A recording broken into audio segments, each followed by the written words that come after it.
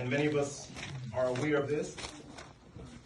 This is the characteristic traits of the unconverted people, and this is the condition of people in these last days. And it says in 2 Timothy chapter 3, verse 1 through 5. Are we there?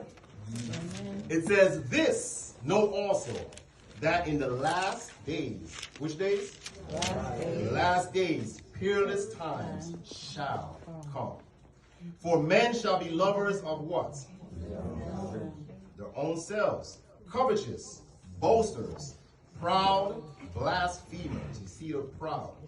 "Disobedient to parents." Are we going through that?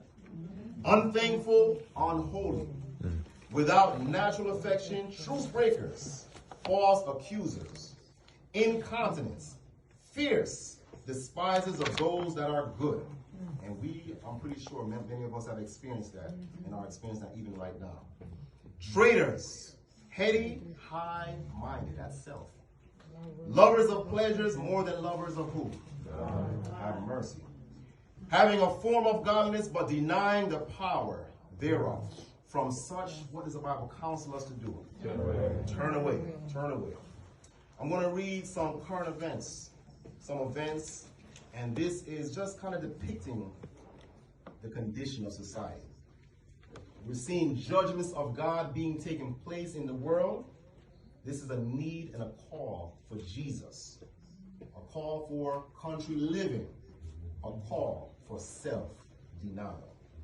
This is taken from The Guardian, and this was back in October of 2019, and it talks about society of America becoming less Christian as over a quarter follow no religion. This is one of the most atheistic, right now, America is probably the most atheistic that has been from the beginning. It says, self-identified Christians fall by 12 percentage points in a decade. Fewer than half of millennials are Christians, the survey finds.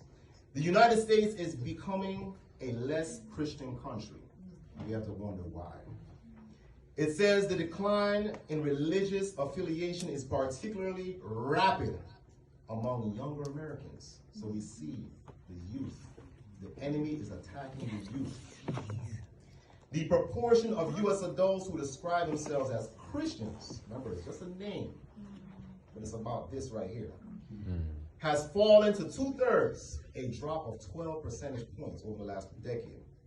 Over the same period, the proportion of those describing themselves as atheists, agnostics, or nothing in particular has risen by 17 percentage points to more than a quarter of the adult population.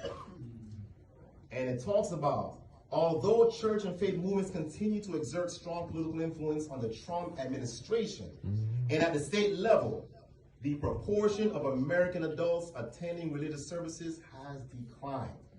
So this is an emergency, and we see that the nation is going to try to influence the world to follow, to get back to religion, to get back to God, and they're going to be doing it a different way, through force. And we see that the gun, people killing all this in school, and we see all the things going on, and they're going to enforce Sunday in different ways.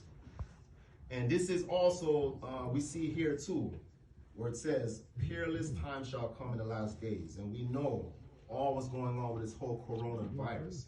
And we see how they're pushing it in the news to get us fearful. And we know God's people, it says perfect love casts out fear. We're not supposed to have any fear. Amen. But they're pushing this fear. That's right. And they're talking about how the CDC warns it expects coronavirus to spread in the U.S. And we see that it's taking place. It says from the Wall Street Journal, and this is just actually the 25th of this month. It says, of February. Federal health authorities said Tuesday they now expect a wider spread of the coronavirus in the U.S. and are preparing for a potential pandemic, though they remain unsure about how severe the health threat could be. And this is, remember, Matthew 24 talks about this, all right? All these things are taking place at once, like labor pains. And it says Nancy Messonnier, director of the National Center for Immunization and Respiratory Diseases at the Center for Disease Control and Prevention, said Tuesday the agency expects a sustained transmission of the virus and call for businesses, schools, and communities to brace themselves and plan for potential outbreaks. Some people right now are being homeschooled as a result, and God is trying to have the rocks cry out. You know, whatever it takes to be saved, and that's what I pray. Lord, whatever it takes for me to be saved, for my wife, my children, brothers and sisters in Christ, family members, save us, wake us up.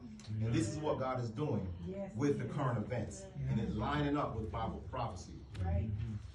It says, this is something I just found out as well, and I'm pretty sure it's increasing. This is ABC News, New York News.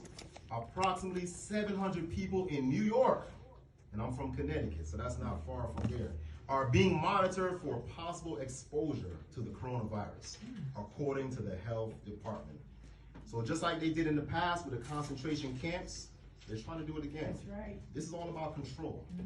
Order out of chaos, the Hegelian dialectic.